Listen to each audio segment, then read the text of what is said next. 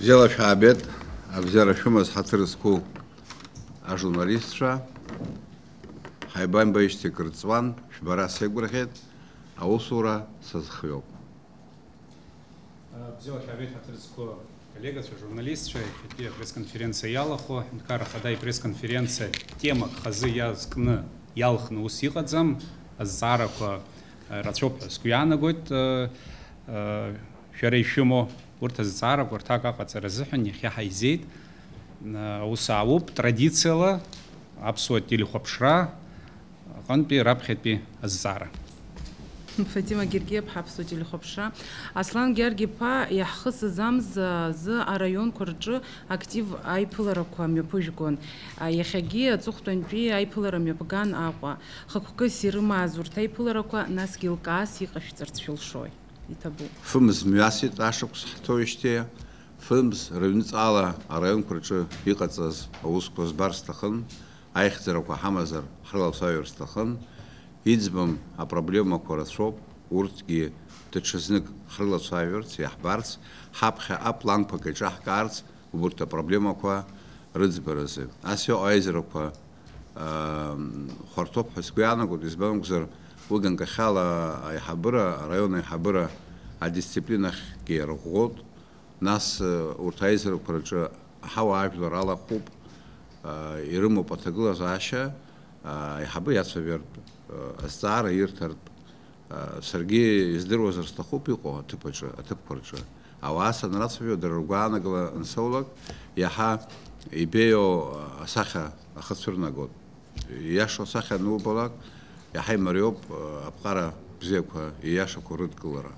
Сергей Кварцхель, Абхазское телевидение. Здравствуйте, Аслан Георгиевич. Вопрос судьбы государственной дачи Пицунда вы не раз комментировали на встречах с общественностью.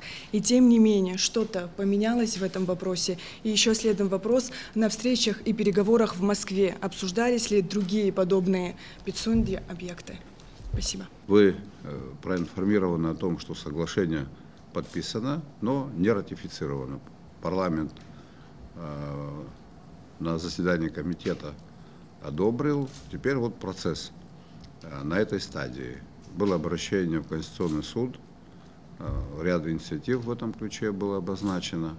Но, видимо, будет ответ Конституционного суда, а дальше будет видно, как действовать. Моя позиция, она неоднократно озвучивалась. Второй вопрос. Были аналогичные... Значит, ставился вопрос еще не на таком уровне, а на более низком уровне ставился вопрос об одном, значит, объекте Питиус. Там правовых оснований нет никаких. Мы поставили точку в этой истории. На моей практике других аналогичных вопросов не было. Виталий Шария, редакция газеты «Эхо Абхазии» и радио «Эхо Кавказа». Ну вот самая свежая новость на эту тему. Вчера вечером появилась информация в СМИ, что Конституционный суд в лице своего ИО, руководителя аппарата, вернул запрос парламента на эту тему и мотивировал, в общем-то, главным образом тем, что вы сперва сами определите свою позицию, парламент, правовое обоснование подведите, а потом мы уже будем отвечать и как бы комментировать соответствие там Конституции и так далее. Вот ваше мнение об этой коллизии такой возникшей? Вы знаете, я этот документ не видел, основания, по которым все это было возвращено, я тоже с этими вопросами глубоко не успел ознакомиться. Поэтому считаю сейчас преждевременным высказывать свою точку зрения. За 5 минут, прежде чем я пришел к вам, мне об этом сказали. Но я исхожу из того, что в Конституционном суде у нас, во-первых, этот институт сформирован несколько лет, как, и квалифицированные люди, поэтому я думаю, там не должно быть неправовых решений. Продолжение темы. Я абсолютно не хочу комментировать или использовать те комментарии вокруг этого документа политического характера, иного. Я хочу сделать акцент на юридический аспект этого документа. И, насколько известно, в социальных сетях было сообщение о том, что юрист Саид Гузердава передал в администрацию президента и в другие органы Республики Абхазия свои замечания, юридические замечания по данному документу. И другие юристы высказывались. Администрация президента и ваши юристы изучали, знакомились с этими документами. Есть ли те положения юридического характера, которые сейчас администрация президента рассматривает, считают они обоснованными? Значит, предложения, которые подготовил юрист Гузердава, я с ними не ознакомлен. У меня есть проект, который подготовил председатель комитета правового Дауд Хутаба. Вот этот вариант недавно он сам принес мне, я, значит, ознакомился с этим вариантом. У Гузердава может быть его точка зрения, как и юриста. Я небольшой специалист, не юрист. Вот. Документ длительное время прорабатывался. Вы, наверное, об этом знаете, что документ в апреле прошлого года был направлен в парламент с тем, чтобы и профильные комитеты, и специалисты, правоведы парламентские ознакомились с этим документом. К сожалению, этого не произошло, и мы подписали ту редакцию, которая всем известна. Предложения,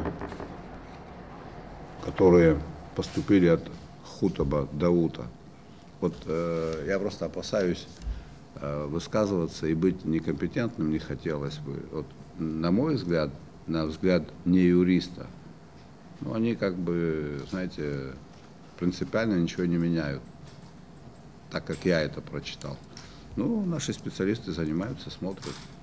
Время покажет, к чему это проведет. У вас вообще были замечания по процедуре, по информационному сопровождению, как этот проект, все эти этапы проходил?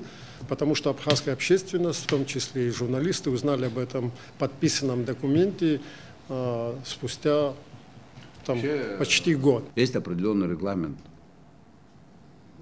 есть должностной регламент, есть то, что мы обязаны делать. Наш парламент представляет все наши районы, наших жителей, и по той традиции, которая у нас сложилась, особенно в последнее время. Бывший созыв парламента, они очень многие вопросы рассматривали, изучали, рассматривали. И, кстати говоря, по регламенту мы могли и не направлять в парламент. По регламенту мы обязаны направить то соглашение, которое уже подписано. Мы исходим в государстве из того, что институты власти друг другу доверяют. Это первое. Второе, общество и население доверяет своим институтам, парламенту, избранному президенту и так далее. Понимаю, что вопрос может иметь некий интерес со стороны общественности. Мы такое решение приняли на стадии проекта соглашения. Я исходил из того, что в парламенте того созыва и сейчас примерно такая же картина. Представлены были совершенно разные депутаты с разными взглядами политическими. И мы ждали некое обсуждение, некую поддержку, так даже я сказал, потому что, возможно, там могли быть предложения, которые улучшили бы это соглашение, учли бы. Вот таким шагом мы надеялись на то, что начнется определенная общественная дискуссия, можно было парламентские слушания и так далее. Как это сейчас делается, да? Бывшие депутаты, определенный круг бывших депутатов прошлого созыва эту проблему сейчас начали обсуждать. Это хорошо, что они обсуждают эту проблему сейчас. Плохо, что они ее не обсуждали тогда, когда они были депутатами парламента и обязаны были это обсуждать. Вот это плохо. Когда говорят о том, что все это было сделано в том числе для того, чтобы об этом не узнала общественность, я с этим не могу согласиться, потому что все депутаты получили этот документ, там есть резолюция председателя парламента, ознакомить всех депутатов, распространить. Ну вот мы ждали эту дискуссию, мы ждали эту поддержку, но ее не последовало. Анаид Гагарян, Эхо Абхазии, Эхо Кавказа. Аслан Георгиевич, в сентябре прошлого года и на ваше имя и в парламент поступило письмо от жителей Пицунды, в котором они просили не принимать это соглашение. Вот скажите, все-таки, когда это соглашение рассматривалось, учитывались ли мнения жителей Пицунды? Спасибо. Да, учитывалось не то чтобы мнение, мы знали о том, что есть данное обращение. Проблемы, которые были изложены в этом обращении, были изучены. Знаете как, после развала Советского Союза там тоже были некие этапы, которые не нашли своего правового отражения. Что я имею в виду? Все это жилье, весь этот городок маленький, был построен для тех, кто обслуживает данную госдачу. Это была режимная территория, это специальный объект. Там работали люди по принципу приезжали, уезжали, служили, да, там, как это было у военных по всему Советскому Союзу. Поэтому у этого жилья был статус служебного жилья. Человек служит, прикомандирован к этому объекту, он там живет, его дети ходят в школу. Потом решили, что он должен служить в другом месте. Он уезжает, другие приезжают. Все так начиналось. Этот городок, маленький поселок, был именно таким. Там служебное было жилье. Потом, когда были, скажем так, не очень правовые времена, после развала Советского Союза, на каком-то этапе кто-то на что-то стал претендовать, может, и не было должной реакции. На самом деле, как это мне сегодня представляется, конечно, плохо, если у кого-то, хотя бы у одного человека есть проблема такая. Надо этим людям, конечно, помогать. Но когда некоторые товарищи акцентируют внимание на проблемах тех, кто жил в этом поселке, у меня складывается впечатление, что когда это несколько раз делается и публично, некая неискренность. У нас другая проблема, куда более сложная. Более 100 человек лишились жилья в Абхазии. И мы им не можем предоставить. Там 30 заявлений где-то рассмотрели, есть специальная комиссия по возвращению жилья гражданам, проживавшим в Абхазии, которые потеряли, их жилье было занято. Вы, наверное, слышали про это, да? Но почему-то об этом никто мне вопрос ни разу не задал. Почему именно вот этих людей не вспоминают? 100 семей где-то лишились жилья по итогам войны там, и так далее. 100 семей. Сейчас они проживают где-то в России и так далее. Неоднократное обращение. Помните дом, который в новом районе был построен? Значит, там подъезд один отдали и так далее. 100 заявлений лежит, признанных, мы обязаны их предоставить жильем. О них как бы редко вспоминаем. А вот в этом случае некоторые товарищи стали проявлять вот такой чрезмерную заботу. Стали говорить об этом часто очень. Вы понимаете, о чем я говорю, да? Да. Что касается жителей, там 2 семьи, на мой взгляд, их законные права в Пицунде учтены. Анжела Кучуберия, ТАСС. Аслан Георгиевич, допустим, парламент не ратифицирует это соглашение. Ну, какими документами будет регламентироваться дальнейшая работа этой госдачи? не будем забегать вперед. Я исхожу из того, что новый состав парламента состоит во многом из опытных депутатов. Я исхожу из того, что эти депутаты люди ответственные, и я убежден в том, что парламент примет правильное и взвешенное решение. Еще одна для меня важная деталь. Как я это вижу, когда мы обсуждаем вопросы межгосударственных отношений с Российской Федерацией, эта тема очень чувствительная. И в этих вопросах, как правило, наше общество в основном было консолидировано. Все, как это мне казалось и кажется по сей день, понимают роль и место России в судьбе современной Абхазии. И депутатскому корпусу, которому придется принимать решение то или иное, надо будет руководствоваться такими соображениями. И поэтому я думаю, что они примут выверенное и правильное решение. Я на это рассчитываю. Манана Гургули, Абсна Пресс. У меня тоже вопрос по госдаче, но несколько иного характера.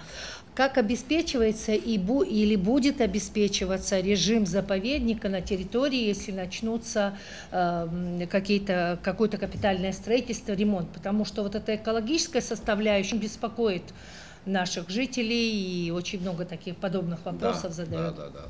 Это очень обоснованное беспокойство состояния экологии не только в Пицунде, по всей Абхазии. Что касается данного вопроса в рамках соглашения, я был на территории данной госдачи и был приятно удивлен состоянием того же лесопарка. Каждое дерево пронумеровано, на каждом дереве висит бирочка, есть книга, в которой записываются, какие мероприятия необходимо проводились по отношению к каждому из этих деревьев. Как говорят наши специалисты, лесники, вот встреча была в Гагре, состояние пицунской реликтовой сосны на территории госдачи великолепное. Оно лучше, чем где-либо вообще. Они сохранили у себя, кстати, те небольшие кусты самшита, которые были. Вы знаете, что мы самшит почти весь в Пицунде потеряли. Это первое. Второе. Любые строительные работы, которые там планируются, которые будут проводиться, ремонтно-восстановительные, строительные, в соглашении прописано, что это должно осуществляться с разрешения абхазской стороны, с учетом нашего законодательства, в том числе экологического. В этом смысле соответствующими пунктами договора, соглашения, мы обезопасены. У нас будет возможность контролировать и сделать так, чтобы никто наши законы не нарушал. Это предусматривается в том числе и соглашение. У меня будет такой общий вопрос. Может быть, я несколько опережаю время, но все-таки вы уже практически подходите к экватору своего президентского срока. Да. И поэтому хотелось бы, чтобы вы дали какую-то оценку своей работе. Что, на ваш взгляд, вам удалось сделать за это время, а что еще не удалось сделать или по каким причинам? Для меня это была полная неожиданность, и для руководства Абхазии проблема, с которой мы столкнулись. Проблема, связанная с ковидом. Проблема, которой мы занимались почти 2 года. И проблема, которая была на первом плане все это время. Вы помните, что до августа 2020 года граница была закрыта. Мы не имели возможности выезжать, приезжать. Наши контакты были ограничены. И после того, как граница открылась, тоже контакты были ограничены. Почему я об этом говорю? Я неоднократно информировал о том, что развитие Абхазии, планомерное развитие, динамичное развитие без поддержки Российской Федерации невозможно. Мы эту поддержку ощущаем, чувствуем, и мы хотели бы, чтобы этой поддержки было больше. Вот эти вот контакты нам нужны. Руководство Абхазии должно выезжать, к нам должны приезжать разные руководители, представители бизнес-сообщества. Обмен должен быть еще более интенсивный, чем он есть. В этих вопросах мы были серьезным образом скованы. Очень серьезным образом были скованы.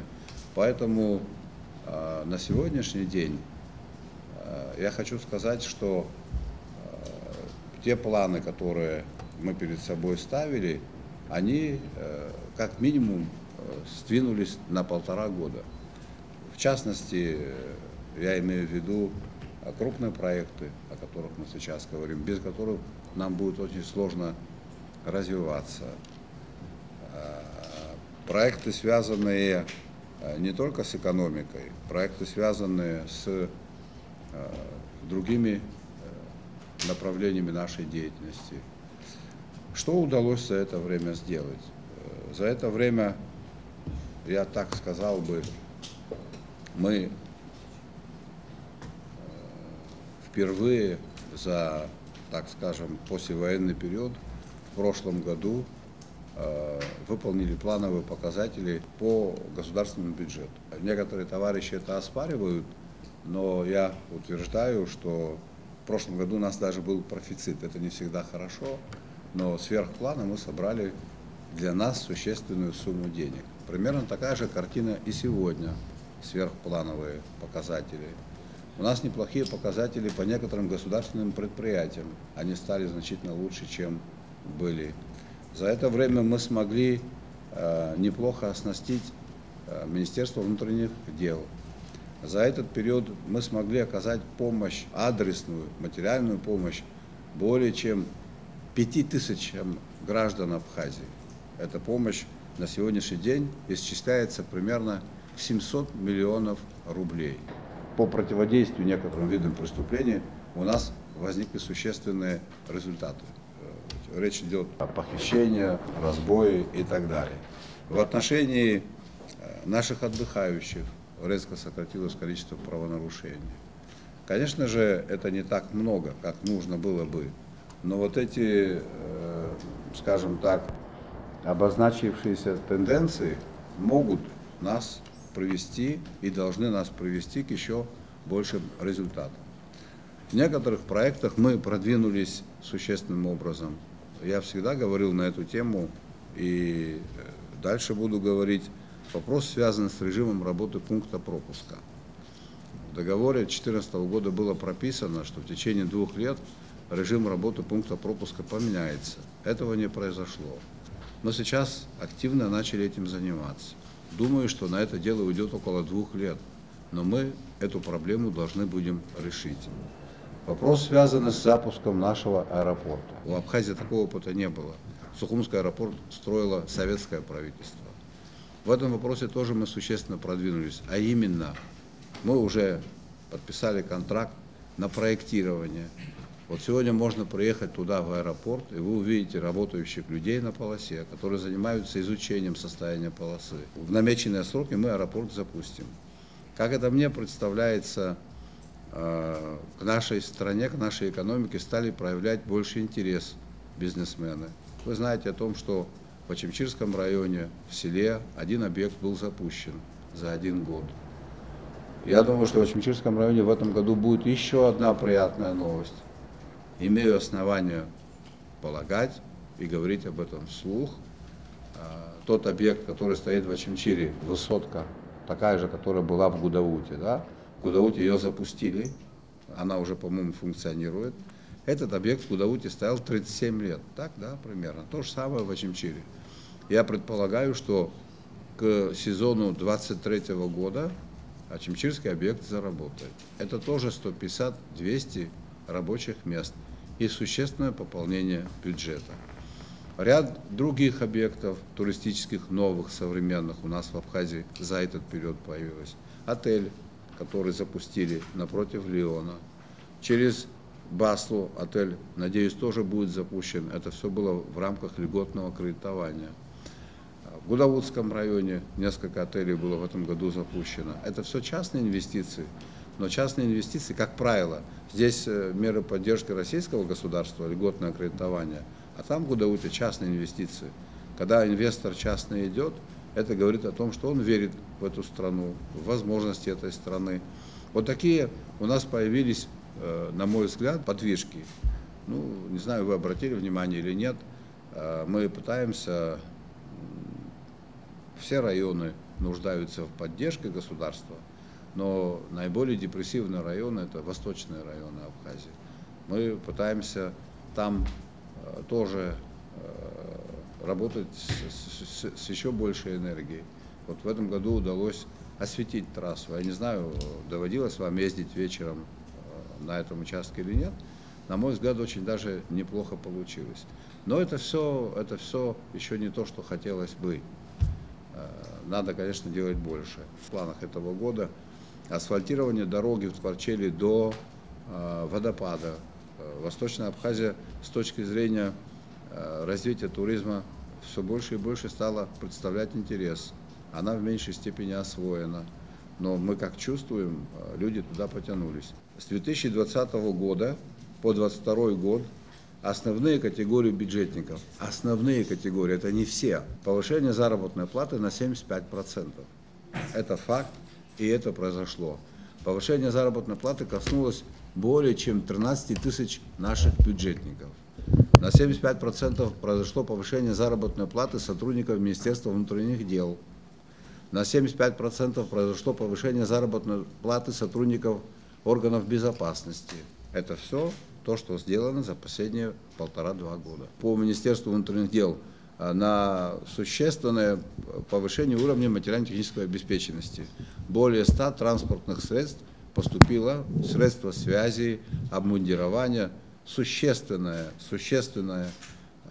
обновление всего этого произошло в рамках Министерства внутренних дел. Добрый день, Саид Барганджи, Медиа Республика. Во-первых, спасибо большое за приглашение. И сразу перейду к вопросу. Очевидно, что пандемия и правда стала большим препятствием к решению множества вопросов. Но еще будучи в оппозиции, вы давали обещания, решение которых, на наш взгляд, не связано с пандемией. Это, например, закон об НДС. Это в интервью Руслану Мкановичу вы как раз рассказывали об острой необходимости сокращения госаппарата. Что с этими вопросами? Будут ли они реализованы? Я говорил и высказывался в отношении НДС о порядке взимания, что порядок взимания в некоторых случаях необходимо поменять. Что мы, собственно говоря, и попытались предпринять, направив соответствующие документы в парламент. Что касается реформы, да, на самом деле я на эту тему высказывался, и сейчас я считаю необходимым не только говорить, но и действовать. Вы знаете, я рассчитываю в этом плане очень серьезным образом на новый состав парламента. Во многих странах парламент становился таким центром реформ. Я вот несколько месяцев уже коллеги работают, и несколько заседаний я посетил, и у меня вот некая такая уверенность появилась, что в этом плане парламент будет на передовой линии. О каких реформах, о необходимости которых я говорил, на повестку дня будут поставлены сейчас, уже в этом году. Это конституционная реформа. Практически материал для того, чтобы направить в парламент, он уже готов. Я надеюсь на то, что там будет широкое рассмотрение и широкая дискуссия. Сейчас мы подводим некие итоги.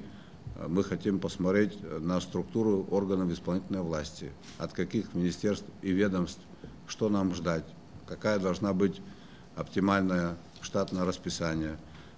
Это тоже вопросы, над которыми мы думаем, и я думаю, что активная фаза и обсуждения, и предложений осенью коллеги выйдут на работу, и в парламенте уже есть ряд предложений по этому поводу.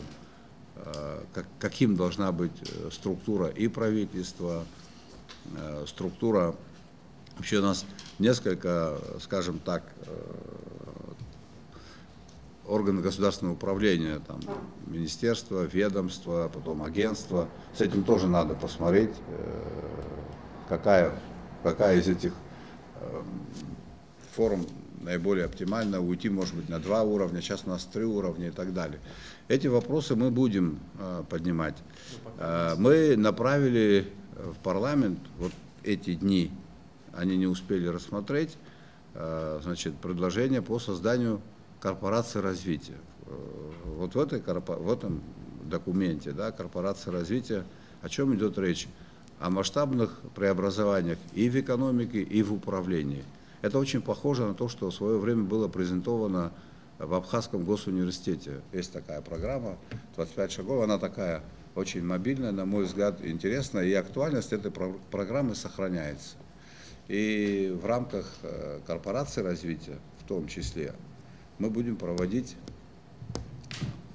сперва обозначим круг реформ, а потом будем их в обязательном порядке воплощать. С вашего позволения процитирую ваше высказывание в одном из интервью. Вообще, я считал бы правильным ввести в нашу политическую жизнь следующую практику. Кто бы ни был избран президентом, если в стране не происходит очевидных изменений в лучшую сторону, то человек ответственный в середине своего срока может сам инициировать проведение референдума. Совсем скоро будет уже 2,5 года, как вы президент нашей страны. Это ваша мысль актуальна? Планируете ли вы ее воплощать? Надо посмотреть, можно и сделать такое. Есть такие темы, которые бурно обсуждаются и потом забываются на много лет. В данном случае я вот в связи с этой дачей Пицунда вспомнил другой такой очень привлекательный уголок побережья Абхазии. Ну, там другая, конечно, ситуация. Я имею в виду бывший санаторий МВО, ПВО. В 2011 году Министерство обороны России отказалось от этих санаториев. И сейчас, в общем-то, они приходят в запустение. Ну, там что-то функционирует, да, я знаю, но прекрасные здания ветшают. Есть ли какие-то планы, предложения, что-то с ним делать, по большому счету? И второй вопрос. В мировой практике принято так, что раз в 10 лет примерно проводятся переписи населения. Но у нас последняя была в 2011. Существуют ли какие-то планы на этот счет? Вот я со второй части вашего вопроса. На 1,5-2 года все наши планы сместились из-за пандемии. Я хочу, чтобы вы понимали, насколько нам было непросто. Ни опыта, ни знаний, ни должного количества денег. Вот наши врачи, поддержка Российской Федерации, потом подключились просто добрые люди и так далее. На это уходило все, на сохранение здоровья нашей нации. И мы этим занимались минимум 1,5 года. Теперь, в связи с этим и перепись населения тоже. Мы не считали возможным проводить перепись населения в таких условиях. Скорее всего, мы к этому вопросу вернемся в 2023 году. Скорее всего, вернемся. Что касается МВО, ПВО. На самом деле, по соглашению, эти объекты были переданы Российской Федерации. Есть межправительственное соглашение. То, что Министерство обороны России отказалось, этого недостаточно. Но сейчас идет процесс изъятия этих объектов из соглашения и передачи их абхазской стороне. Кстати, вот один из вопросов, да, когда кто-то говорит о том, что у нас все работает в одностороннем режиме, это не так. Здесь все идет наоборот. Неплохо это получается, так скажем. Эти объекты будут возвращены. Дело за небольшим количеством времени. И хочу вам сказать, что они будут восстановлены. И строительные работы, восстановление этих объектов, я думаю, что все это начнется в 2023 году. Вот принятых решений, подписанных нет. Есть предварительные договоренности, есть понимание, что это должно быть возвращено. Рабочие группы приезжали сюда к нам в Абхазию из Министерства обороны Российской Федерации. На уровне рабочих групп договорились, на уровне ведомств договорились. Теперь необходимо изъять эти объекты из межправительственного соглашения. Появилась группа инвесторов, наших, кстати, местных инвесторов, которые интересуются этим объектом и имеют возможность его восстановить. Повышение фонда заработной платы отдельным категориям бюджетников республики. Я это понимаю, это произошло за счет российско-абхазского соглашения, резкого увеличения российской части, российской доли поддержки абхазского бюджета.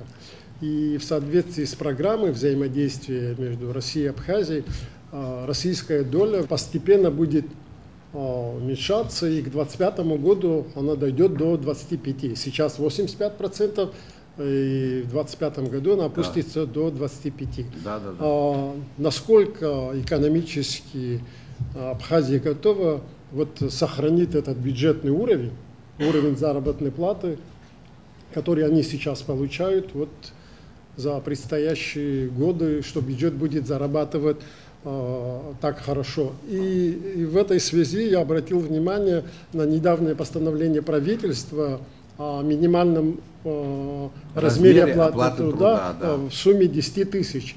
И это не распространяется на бюджетников со следующего года. Если в 2023 бюджет не выдерживает 10 тысяч, как в 2025 он может осилить такую высокую планку.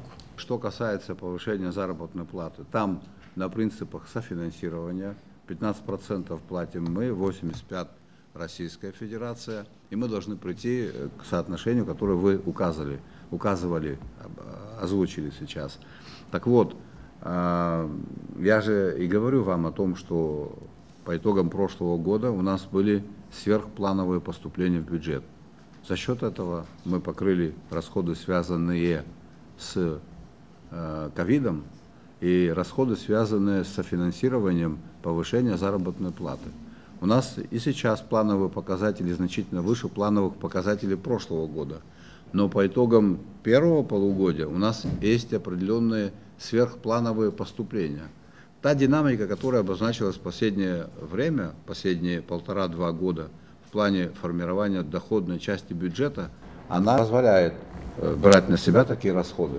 Но это в любом случае, знаете, средняя заработная плата, сейчас Госстат материалы даст, конечно, 18 тысяч это не так много, но это значительно лучше, чем 9 тысяч, это лучше. Мы просто обязаны, у нас другого выхода нет. Откуда эти деньги взялись? Задается, вопрос. Там несколько объектов новых, несколько рабочих мест дополнительных было создано, несколько сотен рабочих мест за последние 1,5-2 года.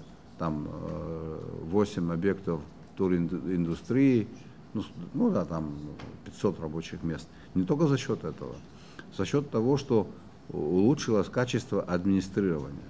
Вы знаете, во всех справочниках у нас были такие данные, что объектов размещения в Абхазии, коллективных мест размещения, было там 25 тысяч. И вдруг там появилась цифра 36 тысяч. Вот разница колоссальная, да? Это разница, которая была выявлена на местах руководителями и Министерством по налогам и сборов. У нас есть объекты, и в Восточной Абхазии есть, и в Западной Абхазии, которые годами не платили ни за свет и ни 1 рубля. За счет вот этой работы налоговые поступления стали такими, какие они сегодня есть. Плюс с помощью Российской Федерации у нас в бюджете 3 лет будет предусмотрена помощь 800 миллионов рублей. Эти деньги будут направлены на цифровизацию всей нашей экономики. Что такое цифровизация? Вы это прекрасно понимаете. Это контроль, в том числе контроль за товарами, которые ввозятся, за объективный контроль за товарооборотом, за тем, чтобы налоги вовремя уплачивались и так далее. Это тоже резерв. Как говорят специалисты, даже сейчас, несмотря на то, что из почти под 6 миллиардов, 10% каждый год у нас нарастает, как минимум, наши налоговые поступления. У нас есть куда двигаться. Еще 30%, как говорят специалисты, пока находится в тени. А 30% это 1,5 миллиарда рублей, под 2 миллиарда рублей. Я очень в этом смысле доволен работой и Государственного таможенного комитета. Это при том, что товарооборот сильно не поменялся, поступления увеличились. О чем это говорит? Есть небольшая составляющая, которая имеет отношение к повышению цены, но главное, почему так получилось, это учет, больше учет. Неплохие показатели у нас в государственных предприятиях, в Афонской пещере, Рыцинский заповедник, Пицунский комплекс, но там тоже неплохая динамика. Она ощутимо отличается от того, что было. Вот на это мы опираемся. Из этого мы исходим, что этих денег нам будет достаточно, в перспективе мы будем наращивать для повышения заработной платы. Вот сегодня за счет софинансирования 4 основные категории бюджетников получают такую относительно приличную, скажем так, заработную плату. Да. Софинансирование прекратится. Хватит ли нашего бюджета? Должно хватить. Это же прекратится в 2025 году. Я же вам говорю, что второй год мы идем с опережением планов, так скажем, собираем денег больше, чем мы запланировали. Это делается не специально, это делается неумышленно. Такая задача поставлена перед экономическим блоком. Такая задача поставлена перед Министерством по налогам и сборов. Пока эту задачу удается решить. Вот у нас есть обязательство софинансировать 15%. Мы это выполнили. И в будущем году выполним. В связи с этим, вот в дополнение вопрос, ведь еще бюджетная нагрузка, на бюджет ложится нагрузка в связи с сокращением числа людей, которые получают российские пенсии, в силу того, что они не имеют стажа работы в Советском Союзе. Да. Вот как с этой проблемой? Будем просить наших союзников помочь нам в этом вопросе. Ну, вы же люди образованные. Если наш государственный бюджет формируется наполовину, состоит из помощи Российской Федерации, ну давайте поделите бюджет в 2 раза, и вы поймете, сколько мы можем платить нашим гражданам.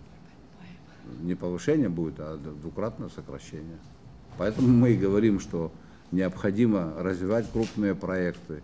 У нас целые города были созданы из-за конкретных предприятий. Сухумский физико-технический институт, благодаря этому институту, целый город Агудзера. Благодаря, значит, аэропорту поселок городского типа Дранда. Благодаря курорту Пицунда появился поселок Пицунда. Так или не так? И сейчас мы хотим по такому пути пойти. Крупные, создавать кластеры туристические и так далее, с тем, чтобы у нас и в бюджете все было хорошо, и экономика чтобы развивалась. Если мы не откроем свою экономику, если мы не будем создавать условия для того, чтобы здесь было выгодно вести бизнес, то, опираясь только на свои собственные силы, мы достичь успехов не сможем. Тот бюджет, который формируется нами, собственно, доходная часть бюджета, 90% это частный бизнес его формирует. И самый крупный у нас налогоплательщик – это компания «Роснефть».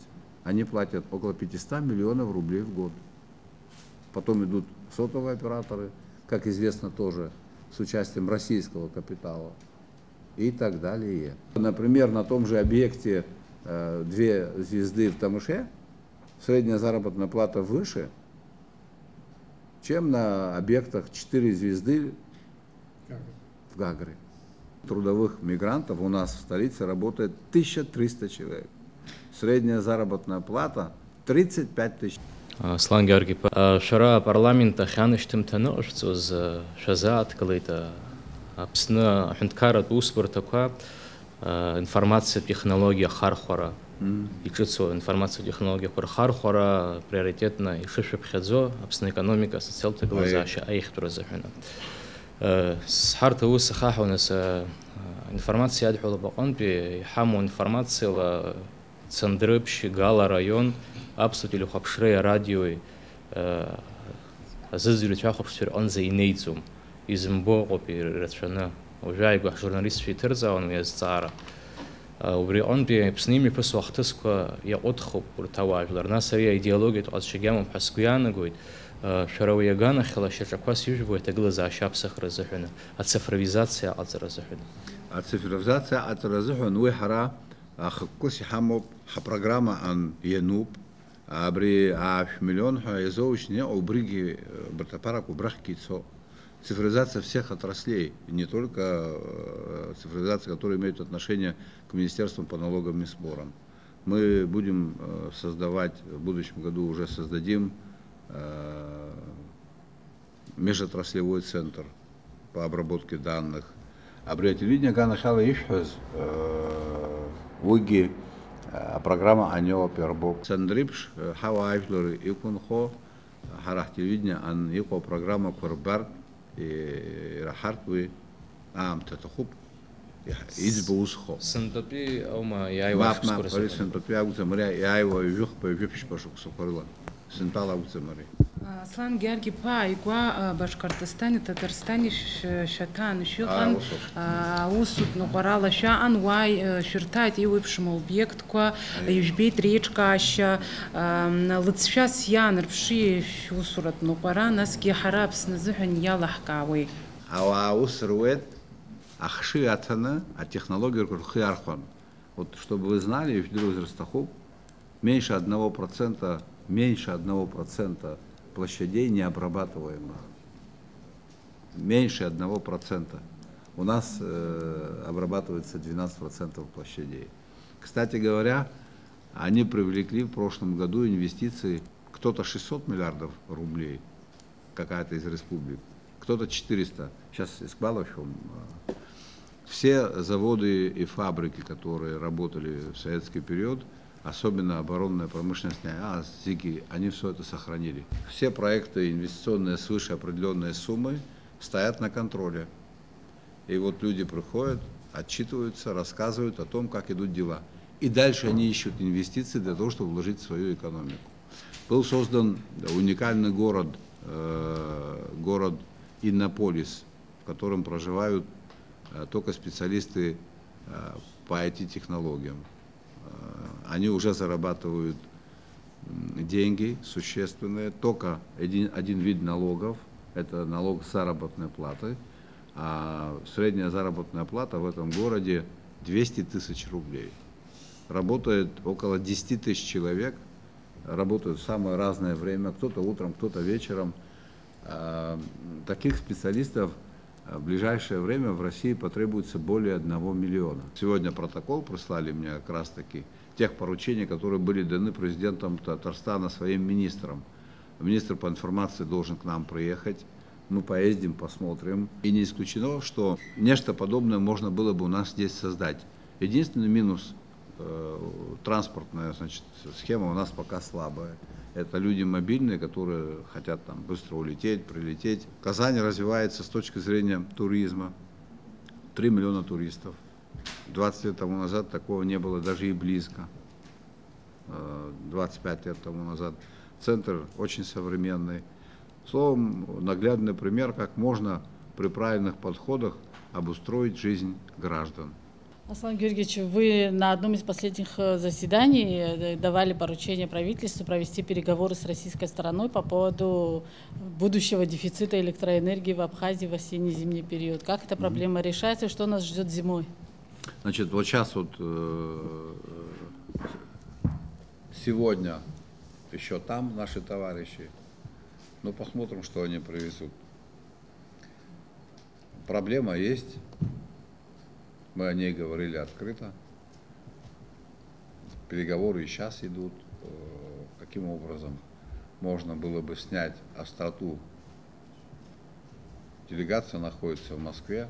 Приедут, доложат. Мы вас проинформируем. По поводу АИБГи. Несколько лет назад была создана комиссия российско-абхазская по делимитации, демаркации границы. Скажите, на каком этапе сейчас переговоры и вообще снят ли вопрос АИБГи? Спасибо. Вы знаете как, этот участок государственной границы по договоренности сторон, что свидетельствует о взаимном уважении друг к другу, принято называть несогласованным участком государственной границы. То есть ни одна из сторон не заявляет там открыто о своих притязаниях. Никаких решений по этой проблематике не принято. Поменялся состав комиссии. У нас есть понимание того, как граница должна пройти. Кроме АИБГи у нас и другие участки есть. Там, где нет разных точек зрения, там, где нет разных подходов, мы должны все эти участки пройти и зафиксировать. А с АИБГой пройдет время, будем решать вопросы. Когда все остальное будет сделано, тогда вернемся к этому вопросу. Аслан Георгиевич, Дмитрий Статейнов, РИА Новости. Скажите, пожалуйста, на каком этапе находится работа над программой по гармонизации законодательств России и Абхазии? Вот группа министров наших вылетела в Москву, в том числе для того, чтобы сверить часы по плану гармонизации. Насколько я проинформирован, все идет неплохо. По некоторым есть выполнены мероприятия, есть некие отставания незначительного характера. Документ является важным как для российской стороны, так и для абхазской. От плана гармонизации программы гармонизации очень многое будет зависеть. И вот опять-таки люди приедут, проинформируют, как у нас обстоят дела. Мы в этом плане постоянно информируем нашу общественность и дальше будем тоже информировать. рабочие группы работают над подготовкой проектов документов для подписания межгосударственных соглашений в разных сферах там. Да, межправительственные. Да. Они также будут проходить ратификацию в парламенте. Что требует прохождения. С учетом того опыта, который сейчас, отрицательного опыта, который мы сейчас имеем по государственной даче, насколько вот эти этапы подготовительные, будут найдены механизмы подключения экспертов, подключения общественности, политических сил. Там особенно уже комментируется вопрос энергетики, чтобы они прошли заранее вот этапы обсуждения. На опыте нашем могу сказать, что после предыдущего рабочего совещания в Москве мы пытались с каждым министром подготовить интервью, чтобы были расшифрованы, о каких проектах идет речь, но кроме общих фраз пока очень сложно что-то получить. Не запаздываем ли мы вот с информационным сопровождением вот таких важных направлений, которые нам предстоит потом подписывать. Как это гласит российская или русская поговорка: век живи, век учись. А теперь уже аналогичные вопросы будут, конечно же, сопровождаться в информационном плане значительно лучше, чем это делалось до сих пор. Но регламент, он понятен. То, что требует ратификации, должно прийти в парламент. Оно и придет. Ну и вы будете об этом проинформированы. И обсуждение этих вопросов может быть и на парламентской площадке, также и в администрации президента. Конечно, мы заинтересованы в том, чтобы наш труд увенчался успехом. Это нехорошо, когда идет работа, и она не приводит к нужному результату. Зураб Аргун, Интерфакс. Мой вопрос касается ценообразования на нефтепродукты. Мы знаем, что абхазская сторона ведет переговоры с российской стороной по этому вопросу. Стоит ли ожидать результатов положительных? Положительный результат – это понижение цены. Ну, уважаемые коллеги, помните, на протяжении более чем 10 лет цена на топливо в Абхазии была дешевле, чем в России. Было же такое, правильно? Было такое. Сейчас произошло нечто, что поменяло картину. Конечно, мы будем предпринимать все, что мы можем, чтобы цена была ниже. Но это проблема, которая выходит за рамки наших возможностей и полномочий. Эта нестабильность вызвана известными событиями, сложно будет что-то прогнозировать. Что касается наших импортеров, вы их хорошо знаете. Ну, там же, надеюсь, вы верите в то, что исключен сговор. Там и конкуренция есть, и люди с разными политическими взглядами занимаются нас ввозом топлива, но почему-то цена у всех одинаковая, примерно, там 50 копеек разница. Это объективная история, сегодня так сложилась. Об этих проблемах постоянно напоминаем. Нет такой недели, чтобы кто-то из наших руководителей не был в Москве. Поэтому говорить о чем-то более конкретном, о том, что цена понизится в такой-то день, и топливо будет стоить столько-то рублей, это было бы с моей стороны безответственно. Максимальные усилия по понижению будут предприниматься. Все зависит от того, насколько нам смогут помочь наши российские союзники и партнеры.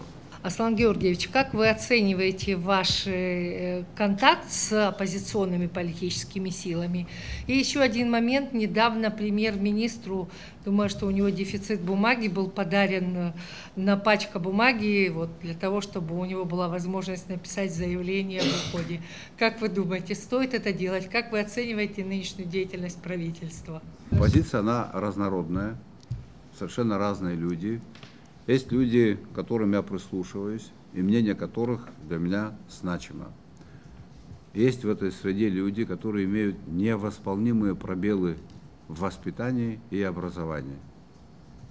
Невосполнимые пробелы и в одном, и в другом. С ними посложнее будет. Но я присягал всему народу Абхазии. И я буду служить всем без исключения, поэтому я слушаю всех. Но хотелось бы, чтобы наша политическая жизнь учитывала наши традиции, нашу ментальность.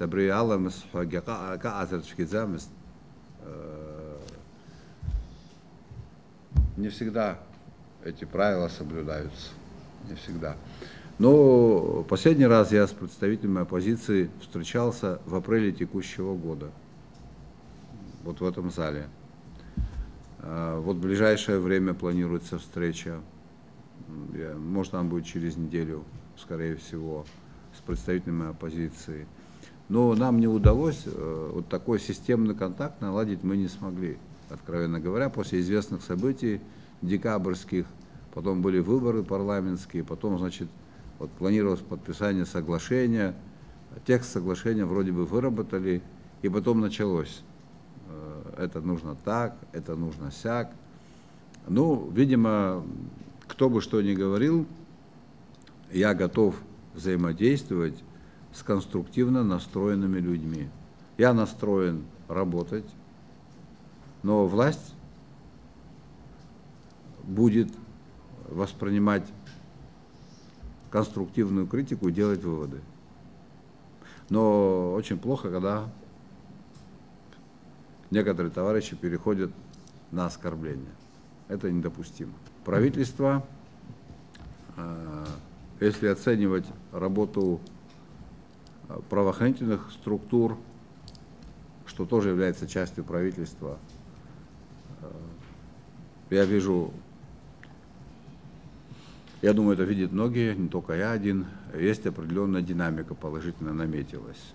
В деятельности Государственного таможенного комитета, Министерства по налогам и сборам, Министерства здравоохранения, Министерства юстиции, я тоже вижу определенную положительную динамику. Есть проблемы. И одна из самых главных проблем – это проблема, связанная с энергетикой. И вы знаете, вот когда призывают к тому, чтобы мгновенно принимались какие-то кадровые решения, это ничего не поменяет. Когда проблема выходит далеко за рамки конкретного человека, становится системной, поменять одного человека – это не значит решить проблему. Поэтому вот по отдельным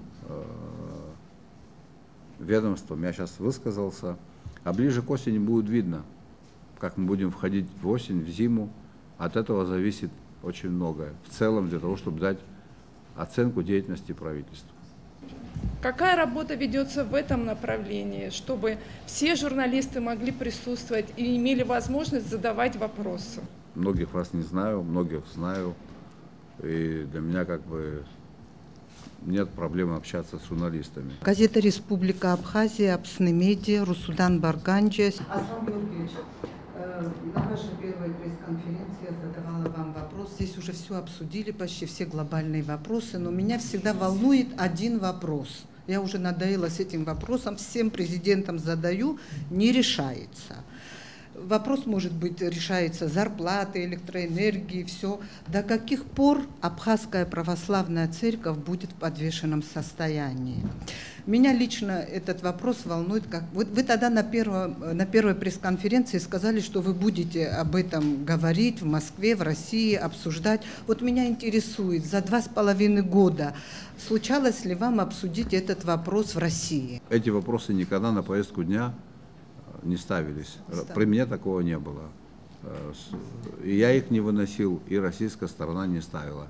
Единственное, о чем говорили, о необходимости преодоления раскола в рамках самой нашей церкви. Проблема, которая создается десятилетиями, или накапливается, имеет накопительный характер, если мы хотим ее решить без травм, то на излечение тоже нужно, может, не 10 лет, а половина точно. В нашу пользу вроде бы как складывается. Тут главное не навредить. А что касается внутри, священная митрополия, взаимоотношения с отцом Виссарионом, вот здесь нужно нам всем просить товарищей, чтобы, но это же кто, если не они, должны показывать пример смирения? Аслан Георгий Паз царик сгуиц хоть и самхарги авам уи абсобус ша ядхалуб анзамтаква назхархьо изнаком куюдом кухавхи тахтыску ачин уархату бисчала тшавжера мапа начирква. Яхаб ахва ацара. Яхаб сазыгаза мамзарги сызхадзом хасыздара баси пшиqo бсхату бисшаздыру ачин уязини мома ихату бисчала хва камцара. Имадзам. А марала гана хала вахуб швазар, имадзам, ихату бисшидыр вазароб. Яхаб уи рыцхарау. А яшазы хабсуа бисша атшаргварца зыхун ацарава армацар раузам хававилар хатарнаксва ахункарра амацура хачуб хопси шизбо. Аслан Георгиевич, у меня и вопрос, и небольшая просьба. На самом деле, негосударственные СМИ реально сталкиваются с очень жесткой проблемой недопуска к информации. Вот и Медиа Республика, при том, что мы зарегистрированы в Минюсте в том числе. Вот совсем недавно мы отправляли запрос в Минсельхоз для того, чтобы уточнить судьбу МУП «Форелевое хозяйство». Ответ мы не получили. Если можно, вопрос задам вам. С чем связано решение ликвидировать МУП, особенно с учетом того, что вложено было 70 миллионов рублей. Какова дальнейшая судьба? Вот мы недавно говорили с экскурсоводами некоторыми, которые говорили, что это через МУП «Форелевое хозяйство» лежит единственная дорога к одному из объектов историко-культурного наследия – Чищинская наскальная крепость. Вот если можно. А ты там бывал? Нет. Да. Но лучше, как говорится в русской поговорке, один раз увидеть, чем 100 раз услышать. Что касается форелевого хозяйства, значит, за последние 12 лет это государственное предприятие, в которое было вложено более 90 миллионов рублей. Результаты такие. В лучшем случае 1 000 000 рублей в год прибыли. Товарной продукции ожидаемой нет. Рабочих мест мало. Дороги там к Наскальному монастырю нет, она давно уже обрушилась. Ее там нет, я недавно был туда, проезжал, мне показывали, где она проходила. Там стояли туристы, которые готовы были, хотели пройти, им говорят, вы туда не сможете пройти. В советское время, видимо, как-то она поддерживалась и так далее. Ситуация такая. Государство оказалось собственником не очень симпатичным. Так же, как на примере молзавода, в который вложены деньги и заморожены эти деньги и так далее. Постараюсь сделать так, чтобы форелевое хозяйство давало товарную продукцию, чтобы государство получало как минимум 10 миллионов рублей в год, чтобы рабочих мест там было в 3-5 раз больше. Вот этому я буду содействовать. А какие механизмы я при этом использую, покажет время. Надо будет использовать механизмы частного подхода. Я хочу, чтобы вы одну вещь для себя усвоили. Вы журналист, я президент, да? У нас совершенно разные компетенции, разная сфера ответственности. Для меня важно, чтобы предприятие, в которое вложены деньги, эффективно эксплуатировалось. Не случилось это. Плохой собственник государства, как выяснилось, и не только абхазское государство.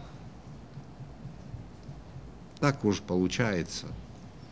А вот когда люди развивают частный бизнес, они как-то не пытаются себя обмануть. А условия ведения бизнеса в плане налоговых отчислений, это не зависит от формы собственности. Что государственное предприятие, что частное предприятие, налог на прибыль один и тот же. Ставка, значит, подоходного налога с работающих одна и та же. Налог на имущество, ставка одна и та же. Вы же видели репортажи? Вы как хотите, чтобы все было так, как есть на форелевом хозяйстве? Вы поинтересуйтесь, что там происходит. Оно же называется форелевое хозяйство. Сколько там этой форели? Это форелевое хозяйство или место по выпасу буйволов? Там в этих прудах сидят буйволы. Там будет современное форелевое хозяйство. И форель там будет, и икра там будет, и ресторан там будет очень симпатичный. И дорога будет восстановлена красивая, к этому иностранному монастырю. Я думаю, что это будет правильно. Анжела уточняет. Нет, инвестор пока не определен, он будет в ближайшее время. Там есть несколько соискателей. Да, а мы выберем лучшего из них, кто больше готов в это вложить. Опять-таки речь не идет о переходе права собственности. Бога ради, это невозможно. Аслан Георгиевич, Рустам Зантария, База ТВ. У меня неформальный вопрос такого рода. График президента, безусловно, напряжен, и это один из самых загруженных людей нашей страны. Без иронии говорю. Насколько вы проводите свой отпуск? Интересно, насколько он был недавно насыщен? Но это нельзя назвать отпуском в классическом смысле этого слова. К сожалению, я разучился отдыхать. Я это практически уже не умею делать, потому что отдых — это на какой-то период отвлечься от основного рода деятельности. Просто отдыхать морально, физически и так далее. На должности президента это не получается, это невозможно. Вот как поступали звонки от разных министров, как приходила суточная сводка о совершенных преступлениях, так все и приходило. И на все на это приходилось реагировать. Есть информация, я сам сегодня смотрел, видел, что с 2020 года на сайте МВД исчезла статистика по ДТП. Да, нету ее. С 2020 года? Да. Это связывает с вашим предвыборным обещанием, если на 50% не сократятся ДТП, со смертельным исходом вы будете освобождать руководство МВД. Так пишут в социальных сетях. Но на сайте нету статистики. Хорошо, исправим. Почему ее нет? Есть в социальных сетях факты, сообщения, которые как-то нужно реагировать, их надо анализировать, собирать, чтобы люди получили объективную информацию. Через 10 дней наступает 30-летний цикл начала Отечественной войны народа Абхазии. Да. Ну вот здесь Манана, Виталий Шария. Я, люди, которые с тех времен информационно работали. Я извиняюсь, Рабаргуль. Вот я не помню одного случая, чтобы кто-либо, выступая публично, говорил, может быть, мы победим. Это не было никогда. Вот все внушали, и дух был очень высокий. Почему сейчас очень часто в публичной речи используется, что мы не можем? Вот в связи с предстоящей этой датой, и там очень много крупных событий, как это все нужно и информационно, и для дела строительства абхазского национального государства, чтобы мы все вместе могли думать и созидать.